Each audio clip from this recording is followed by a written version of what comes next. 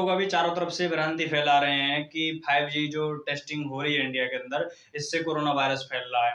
5G की जो radiation है बहुत ज़्यादा खतरनाक है और जगह-जगह पर उसकी वजह से करंट महसूस किए जा रहे हैं। जैसे कि मतलब वहाँ पर कुछ तार नहीं है, कोई इलेक्ट्रिकल कनेक्शन नहीं है और फिर वहाँ पर जैसे हाथ जाता है यूँ या यूँ कैसे भी करके तो करंट महसूस हो जाता है। कुछ इस तरह की बातें चल रही हैं हमारे चारों तरफ, तो इसी की हकीकत आज जानेंगे, तो चलिए देखते हैं इसकी हकीकत क्या है।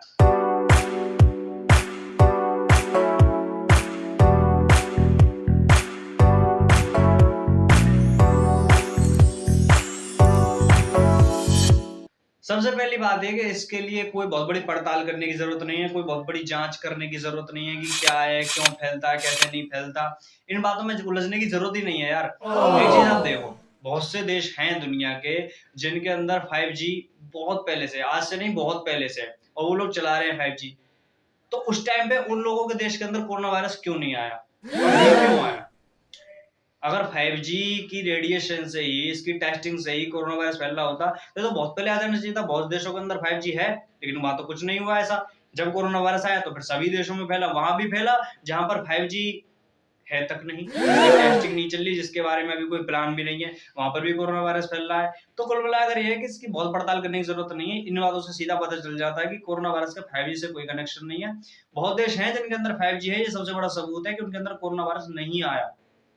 बस, इससे ज़्यादा कुछ कहने की ज़रूरत नहीं है। और फिलहाल में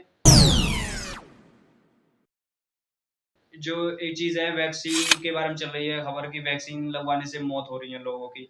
हाँ, ये सच है, कुछ लोगों की मौत हो रही है, कुछ ऐसे केस आ रहे हैं। हमारे आस-पास में भी देखा है हमने कि कुछ केस आए हैं जिनमें वैक्सीन लगवाने से डेथ हुई है। हालाँकि बुखार, ज़ुकाम और इस तरह के लक्षण और बहुत ज़्यादा दिक्कत ये तो चल ही रहा है, जिसको भी वैक्सीन लग रही है उसी को। लेकिन ये जो बात है कि हाँ, जिसको वैक्सीन लग रही है उसी की डेथ हो रही है, ऐसा तो नहीं कहा जा सकता क्योंकि हमारे आस-पास में कुछ लोग ऐसे भी हैं जिनको वैक्सीन लगी है लेकिन डेथ नहीं हुई। तो वैक्सीन की अगर बात करें तो अभी लगभग-लगभग मेरे हिसाब से 16 करोड़ लोगों को टीका लग चुका है वैक्सीन का। तो ये 16 करोड़ लोगों की मौत तो हुई नहीं है, अभी तक कुल 2 लाख मौत हुई है, वो भी उनकी हुई है जो कोरोना वायरस से हुई हैं। टोटल 2 लाख की जो लपेट में है वो आंकड़ा है। तो ये जो भ्रांति फैलाई जा रही है कि हाँ, वैक्सीन से डेथ हो रही है, एक तरह से देखा जाए तो झूठी ज़्यादा है क्योंकि वैक्सीन से हाँ, डेथ हो रही है लेकिन बहुत-बहुत कम। कोई-कोई एक आध ऐसी कोई केस आ रहा है वरना वैक्सीन से कोई डेथ नहीं हो रही क्योंकि जितने टीके अभी तक लगाए जा चुके हैं, किसी की डेथ नहीं हुई है। बाकी अगली जो बात ऑक्सीजन की सिचुएशन की चल रही है, तो अभी शुरू-शुरू में जब वो सांस लेने में बहुत ज़्यादा दिक्कत आने लगी थी, ऑक्सीजन सिलेंडर की ज़रूरत पड़ गई थी। हालाँकि ज़रूरत तो पहले भी पड़ी थी, लेकिन उस टाइम पे थोड़े मरीज़ थे, थोड़े केस थे, तो थोड़ी ही ज़रूरत थी। लेकिन अभी ज़रूरत बहुत ज़्यादा पड़ गई है। तो ऐसे में एक साथ तो कमी पड़ गई क्योंकि देश पहले से इसके लिए तैयार नहीं था। हमारे देश में पहले भी स्वास्थ्य के मामले में आप जानते हो कितनी अच्छी रैंक है। बहुत इतनी पीछे जाकर आता है कि मतलब बताने में भी शर्म आती है उस मामले में। तो ऑक्सीजन की हालत यहाँ पर बहुत ज़्यादा खराब थी ही।